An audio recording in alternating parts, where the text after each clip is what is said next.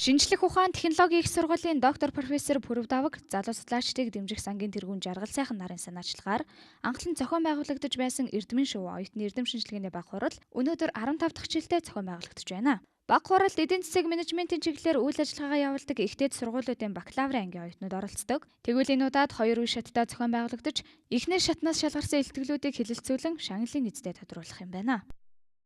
Энэ эрдэм шинжилгээний хурлын ач холбогдол бол оюутан суралцах хугацаанд судалгаа боловсруулалтын анхны урд дүйтэй болгох энэ талаараа бол маш их ач холбогдолтой. Аливаа нийгмийн үзэгдэл процесс, бизнесийн үйл явцыг мэрэгжлийн хүний нүдээр хардаг, боловсруулдаг ийм чадвар суулгах зорилготой юм аа. Цаашдаа энэ бол бүр улсын чанартай ингээд болоод өргөчлөө шүү дээ. Ерөнхийдөө жилээс жилд бол оюутнуудын маань тавьж байгаа итгэлийн чанар сайжирч тийм ээ.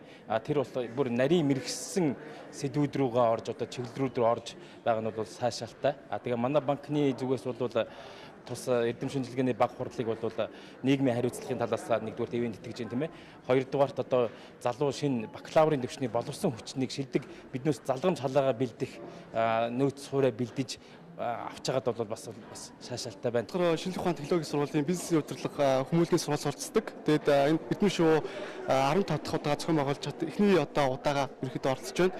Тэгээд энэ Эрдэмийн шувуу болохоор энэ ихтэй сургуулийн дунд болдог. Хамгийн томоохон эрдэм шинжилгээний хурлуудын нэг нь. Тэгээд энд оролцоод хоёрдугаар шатанд орох гээд байгаад их баяртай байна. Миний хувьд одоогоор бол бизнесийн байгууллагын хүн нөөцийн үр ашиг болон хүмүүн капиталын үнцнийг тооцно гэсэн шинэ сэдвээр оролцож байгаа. Энэ удаагийн хуралд нийт 9 их сургуулийн 71 оюутан оролцсноос 2 дугаар шатанд шинжлэх ухааны технологийн их сургуулийн, бизнесийн удирдлага хүмүүнлэгийн сургууль, мандах бүртгэл дээд сургууль, санхүү эдийн засгийн их сургууль, Монгол Улсын их сургуулийн бизнесийн сургуулийн оюутнуудын 10 илтгэлийг шалгаруулан хэлэлцүүлж байгаа юм а. Шагналын сан өндөр байдаг энэхүү арга хэмжээ нь оюутнуудын эрдэм шинжилгээ судалгааны ажлыг хөхүүлэн дэмжиж, улмаар идэх оролцоог нь нэмэгдүүлэхэд оршдог байна.